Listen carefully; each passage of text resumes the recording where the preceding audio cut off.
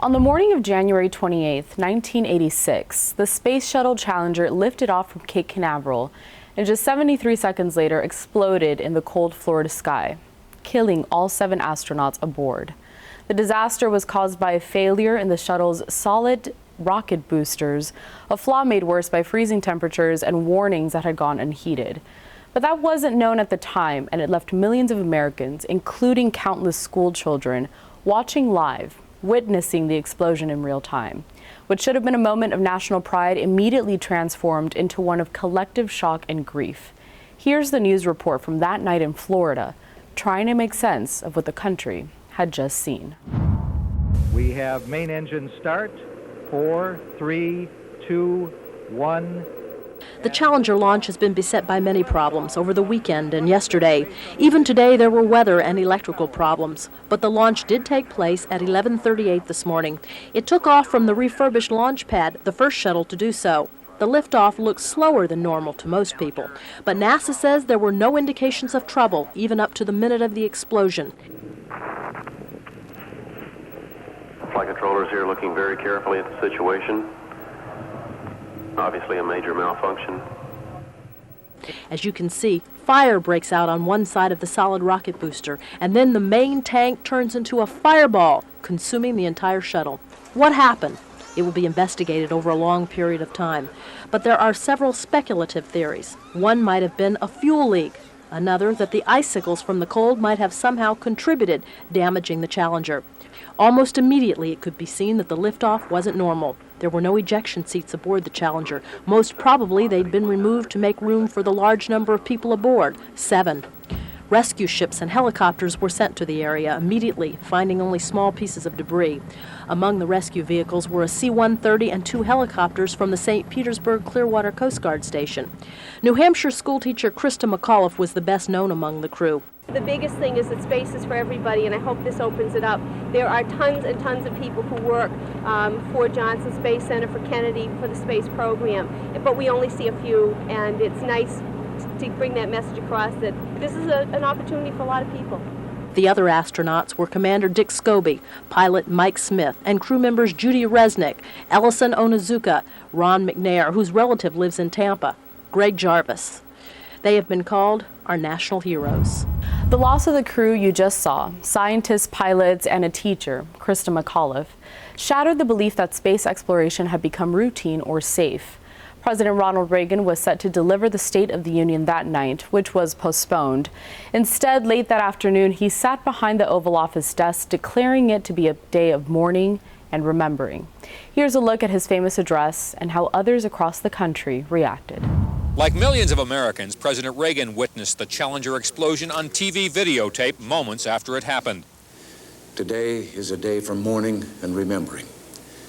Nancy and I are pained to the core by the tragedy of the Shuttle Challenger. We know we share this pain with all of the people of our country. This is truly a national loss. Let us pray. On Capitol Hill, Congress stopped to pray.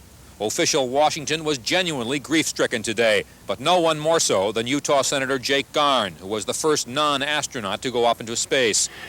Well, it's very difficult for me to talk about it because these were my friends. I don't know of any time that I have been more shocked or more moved than when my first wife was killed in an automobile accident. And so it's been very, very difficult for me this morning. Senator John Glenn, the first American to orbit the Earth almost a quarter century ago, was sad but philosophical. I think everyone that's ever had any connection with the program has felt that someday there would be a loss in flight. We're dealing with tremendous powers and speeds. You're traveling in orbit at 5 miles a second and trying to get back into the atmosphere from that kind of speed. And so, are we going to be perfect forever? I guess the answer was proven this morning, that the answer to that is no. Because this shuttle flight carried Christa McAuliffe, the first teacher picked to go up into space, the launch was witnessed live by countless school children. The president addressed remarks to them. I know it's hard to understand, but sometimes painful things like this happen. It's all part of the process of exploration and discovery. It's all part of taking a chance and expanding man's horizons. The future doesn't belong to the faint-hearted. It belongs to the brave. The Challenger crew was pulling us into the future, and we'll continue to follow them. We'll continue our quest in space. There will be more shuttle flights and more shuttle crews, and yes, more volunteers, more civilians, more teachers in space. Nothing ends here. Our hopes and our journeys continue. The president had planned to talk about Christa McAuliffe in his State of the Union address tonight before it was postponed for a week. He would have described her as a symbol of his hopes for the space program and of America's hopes for a bright future in the high-tech world of the 21st century. But after today, it is hard to think of Christa McAuliffe as a symbol of anything other than tragedy. Patrick McGrath, Metro Media News, the White House. You saw her there, Christa McAuliffe. The whole country, including countless school children, tuned in to watch a beloved teacher head to space, only to be met with the unthinkable tragedy. McAuliffe became a household name as the teacher chosen for this special mission. The media attention she received went on for months, dating back to when she was announced as the winner. Let's take a look at that day in July of 1985 when she received the honor at the White House. NASA looked at thousands of teachers who wanted to be the first private citizen into space. The list was narrowed to 10, and today at the White House, Vice President George Bush announced that the teacher with the right stuff is Sharon Christa McAuliffe. She is a 36-year-old social studies teacher from Concord High School in New Hampshire. Although the teachers were told privately who had just won moments before the ceremony, the announcement still had some of the trappings of a Miss America contest. It's not often that a teacher is at a loss for words. I know my students wouldn't think so. I've made 9 wonderful friends over the last 2 weeks. And when that shuttle goes, they might be one body. But there's going to be 10 souls that I'm taking with me. Thank you. That's great. Mrs. McAuliffe, the mother of 2, said she has been hooked on space since she was a kid, and she hopes to communicate that excitement to her students and children. Growing up and seeing Alan Shepard make that first suborbital flight, that was really thrilling. One of the things that's been kind of hard for my son to understand, he's going to be 9. He's grown up with space shuttle flight, and his father kind of had to sit him down and say, you know, this is a real big deal. All 10 of the teachers went through training at the Johnson Space Center and were judged physically fit to make the trip into space aboard the shuttle. At the direction of President Reagan, NASA was looking for someone who could communicate the experience of space flight in layman's terms and would be a role model to boost the prestige of teaching. Although Christa McAuliffe won the competition, the other teachers say they won something too. I'm going home back to Boston by about 10, 11 o'clock tonight, and the superintendent of schools is meeting me, city officials are meeting me, my family, friends are meeting me. They have a parade scheduled back for me back in New Bedford in the next couple of days. This is a teacher. This is not the kind of treatment a teacher ordinarily gets, and you give the teacher that kind of prestige, and I think there are going to be some other kids now in the future looking at teaching as a viable profession. According to the latest NASA schedule, the first teacher will be launched into space the end of January next year. Patrick McGrath, Metro Media News, the White House. The whole endeavor put a spotlight on teachers, and the horror of the day put a spotlight on a new, unexpected group of Americans, our students. Many watched in their classrooms as the shuttle exploded that day. Here's a look inside a Florida classroom where a teacher who had applied for the Teacher in Space program had a moving conversation the next day with her students who had seen the disaster with their own eyes. Was it shocking for you knowing that I could have been up there? Yes. What do you think? No books in Margaret Peake's physics class today. 24 hours earlier, they'd all been outside watching the shuttle rise to disaster. Well, you do feel part of it because, you know, it's part of America that's being destroyed there now. These astronauts are representing America.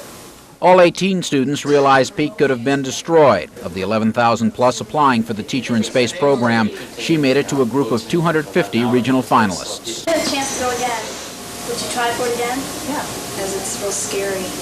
But why is it real scary? Just because you go up there and you can't control anything that happens to you. Most of the students say they would go on another mission. If the need to talk is obvious, so is the basic optimism. You think it's a technological embarrassment? No. Well, no, because we've been up there all that time and we haven't had any problems. It could happen that, you know, in any country. These students believe the media spent too much time on the teacher in space and not the other 6 who were killed. They kept on making it sound like these other people were less important. No, they could die because that their meaning on the mission wasn't as you know, wasn't as great. When it is over, Peak tells her students not to be too callous, and as her students continue dealing with reality, so is she. Is it real to you? It's barely. Mike Randall, Pulse 13, Newport Richey. Not only was the disaster a shock to the schools that day, but also to TV networks who were expecting a routine mission. Journalists found themselves amidst an unfolding tragedy in real time, with no precedent for how to narrate such sudden and public loss. In Houston, where the astronauts lived and trained, a KDFW TV crew found the disaster hit home. It's called the Outpost Tavern. It sits appropriately just off NASA Boulevard, just a mile from the Space Center. It is the astronaut hangout. They say here even space heroes need a place to unwind. There's a great loss to him. I had one that came in, he said, you know, I don't want anything to eat or nothing. He said, I sat there and I watched it this morning, and he said, I just broke down and cried. And this was not a little man that said that. Gene Ross owns the Outpost and can tell you stories about the astronauts like they were just everyday patrons. But the Gene Ross they were. Astronaut Allison Onozuko's picture is autographed, and behind the bar, he would bring Ross macadamia nuts from Hawaii. He was one of the astronauts killed today. Here, the right stuff was lived, and today, several members of that elite corps perished. Suzanne Langhorn is a kindergarten teacher with a special interest in today's would-be launch of a teacher into space. All the time. I've seen them in here, lots of astronauts all the time. And I've been in here like to study for a test. I was in here before a test, and they helped me, like drilled me for my questions on my test. They're just regular guys, but then again, they're our national heroes. Ironically, the next shuttle crew had scheduled a party here tomorrow night to celebrate this mission and get ready for their own. The men and women on the wall of the Outpost still need a place to unwind tonight. Remember the good times and the great flights. They were the kind of people that, if they were here to say something to us, you know, we have to go on, and just one of those things that happened. You know, Clarice, Houston has lost a lot tonight. The Outpost Tavern has lost a lot tonight, but we've all lost. I was thinking all day today, being down here, that one of my most cherished stories that I've ever covered was the launch of the first space shuttle, the Columbia. And when it came back through Austin on its way back to Cape Canaveral, I got an autographed picture from the crew, and it's made me do a lot of thinking today, and I think all of us across Texas and in Dallas are remembering the space shuttle program for a lot of nice memories tonight. Clarice? Retired Orlando Sentinel photographer Red Huber was there that day to once again capture a space shuttle launch. Red joins us now, and Red, it's good to have you in. Thank you for having me. Of course. I want you to take us back to that day, though. That's how we're going to start. Walk us through that cold morning there at the Kennedy Space Center and really the days leading up to it. Yeah, you know, actually the day before the scheduled launch on the 28th was the 27th, and it was scheduled to launch on the 27th. And you know, you have the astronaut walkout, and as the astronauts walk out of their headquarters and load onto a bus to take out to the pad is pretty exciting. And this time there was a special guest, an astronaut named Christa McAuliffe. And the attention of the media was huge all over the country. Even the worldwide media showed up because this was going to be the first teacher in space, a civilian. And what was so interesting, that first walkout, all the 7 astronauts walked out, got on the bus, and it was just electrifying. It was just incredible, the vibe that everybody had as they, and at that particular point, the photographers can pick a couple places to go. And one is the press site, and another one was at Astronaut Road, and that's what I picked. So I went to Astronaut Road, and there was a lot of media from up north because Christa McAuliffe was from New Hampshire. And it was really interesting, and some of them had never seen a launch before. We went through the whole process. There were some delays, and eventually that first attempt was canceled due to weather. So 24 hours later, on January 28th, it was rescheduled to launch. We went through the whole process again. The astronauts walked out. That particular time, that on the 28th, it was interesting to see their pep in their step. It was just so, they were smiling, they were laughing. And they went on a bus, and then they took them out to the launch pad. During that day, I still went back to that second location at Astronaut Road, set up my cameras, and that's where I document the ascent of the launch. Well, what was interesting is it was so bitter cold, unbelievable. I'd say it was in, I don't know exact, but it was in the 30s, and I thought it was pretty cold. But what was interesting, everybody was just anxiously awaiting all this to take place. The whole group of us, the photographers, and they were very excited about it, to document this, you know. So the countdown went through, and all of a sudden it launched. And as it cleared the tower, I felt, relief, because that's a big hurdle. And then as it, as the ascent, a number of seconds later, it started to, I couldn't believe, first of all, I couldn't believe what I was seeing, because I knew when that solid rocket booster was trailing off, I knew something was terribly wrong.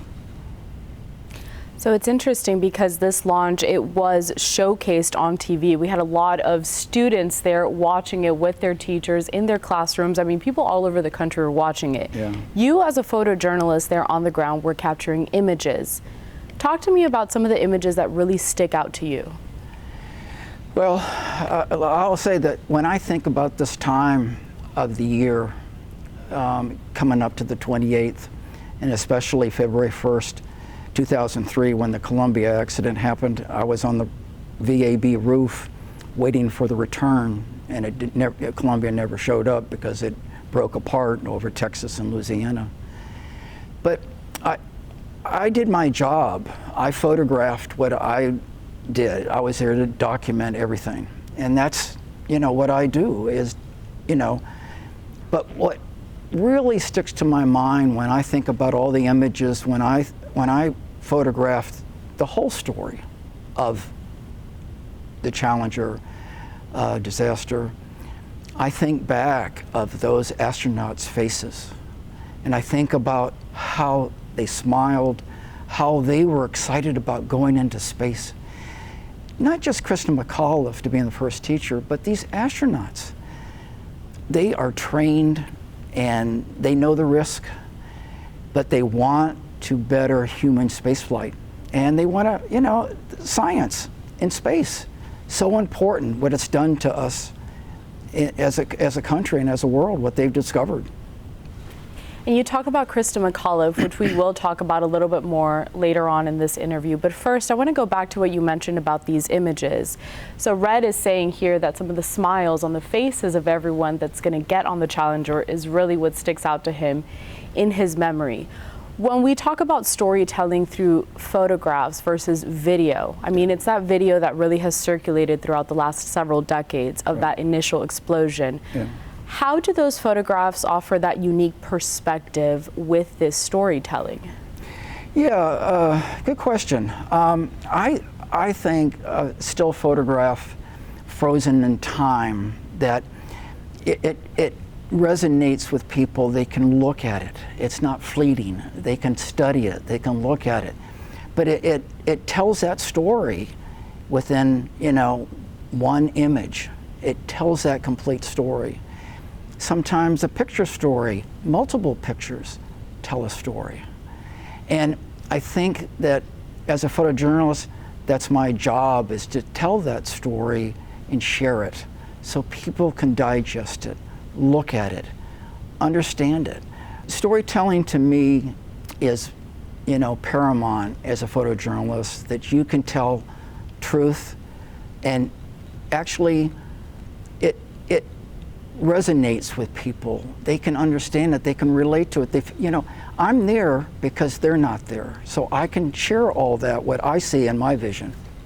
Speaking about sharing and going a bit beyond some of these photographs that you were able to take that day, I mean, you've been back to the Kennedy Space Center to shoot multiple launches, as we mentioned at the start of this interview.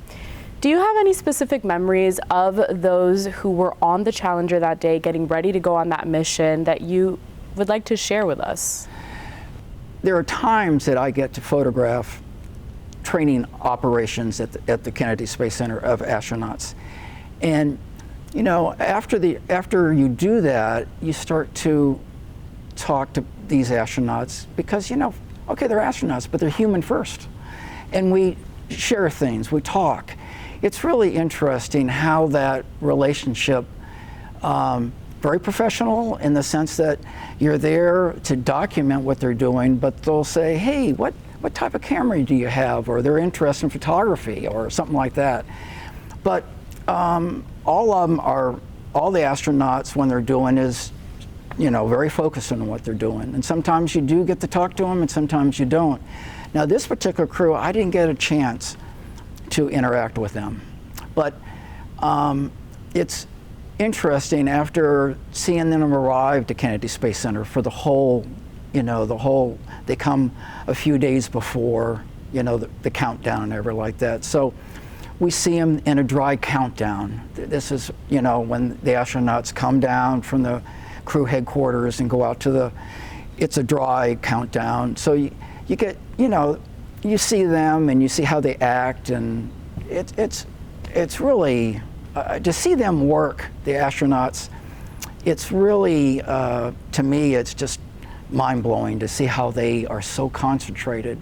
Mind-blowing for real. I can't even imagine what goes into becoming an astronaut, but also interesting that they're interested in just the cameras that you use. I mean, it's a very human experience just to be. Yeah, and it's not, I mean, this crew didn't do that, but other crews have. Right. You know, but it's to do this as my beat, as they say, was very rewarding because, you know, I think about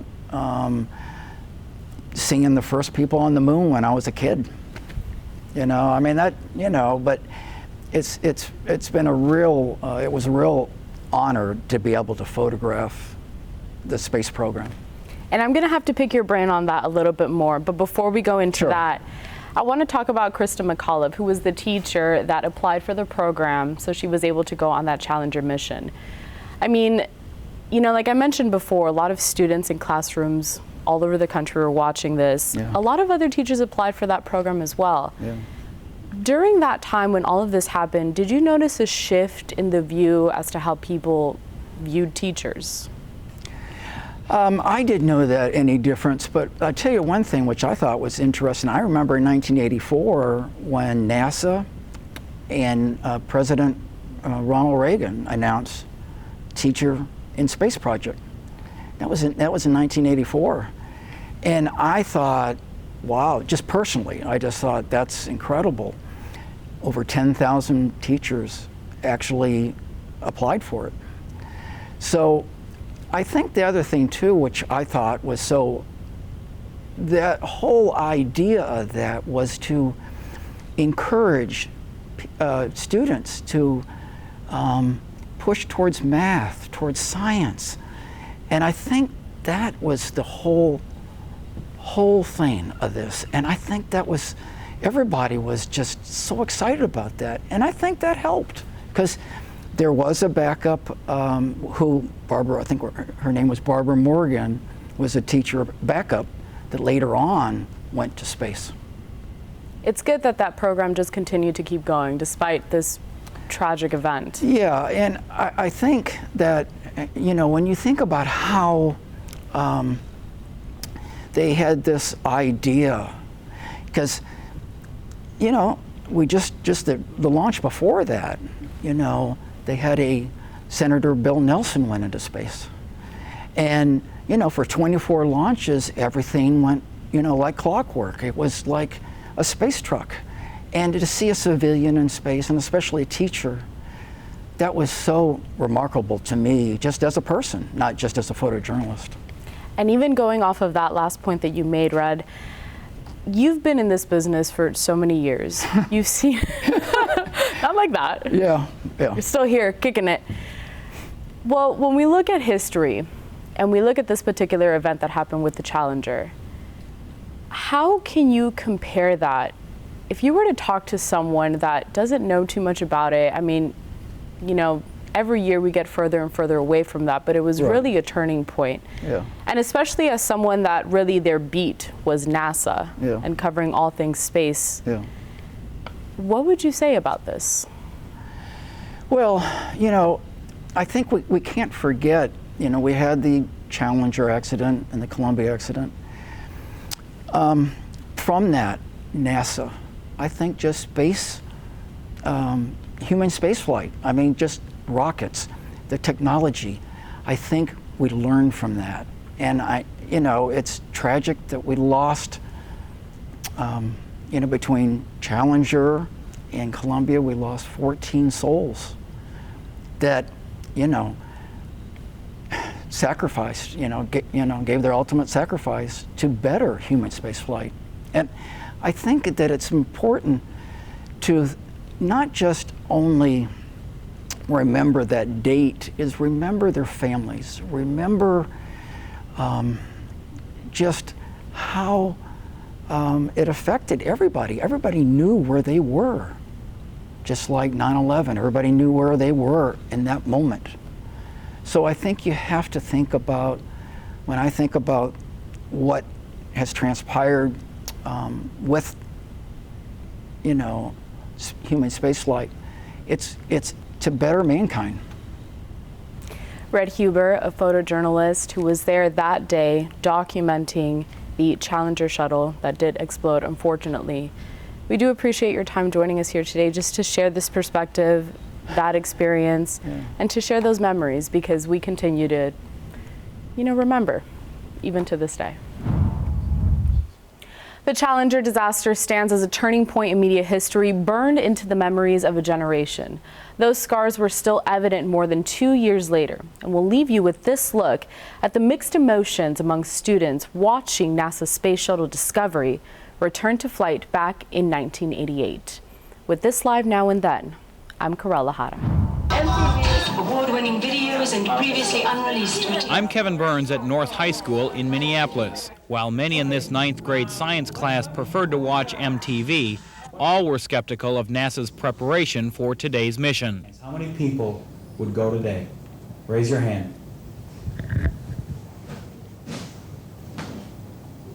I think they should spend a lot of time working on it and make sure that they know what they're doing before they send someone else up again, so that what happened 2 years ago won't happen again. T-minus 5 minutes and counting. As liftoff neared, attention turned toward the television and conversation turned toward the public pressure on NASA to launch. I don't think it's fair for them to just rush into it and make another mistake. I think that they shouldn't try to keep up with all the other countries. They should do what's right for our country. And we're going for main engine start. 7, 6, 5, 4, 3, 2, 1, 0. Whenever you're doing something like this, you are putting your life at risk. But, I mean, every day you're putting your life at risk, so. For these and other Americans, this has been a day both to hope and to remember. And young or old, just about everyone will have a piece of them aboard Discovery for the next 5 days. Kevin Burns, Channel 9 News, in Minneapolis.